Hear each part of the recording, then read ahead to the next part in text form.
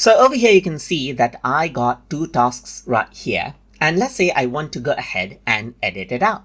For example, I'm going to go around over here onto the check email task right here, and what I can do is I can go ahead and then click right here and say check email and reply to important emails right here, just like this. You can go ahead and edit this out.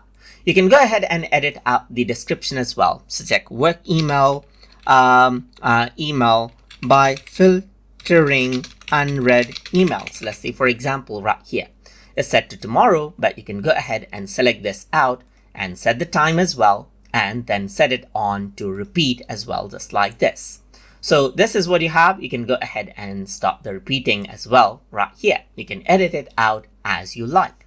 You can go around over here and then you can see that you got more options. Like for example, you can go around and then now delete out this task if you don't want as well. You can even go ahead and let's say, for example, right here, you don't want this task anymore. Then you can go ahead and delete the repeat right here, and you can go around over here and delete out the entire task as well. And then you can see it says delete repeating task right here. So delete all tasks, past and future occurrences. So if I were to click on delete, then that particular task gets deleted just like that. And that is basically how you can go ahead and edit out or delete out tasks as needed inside of Google Tasks.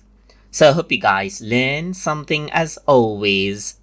And as always, please like, comment, share, and subscribe.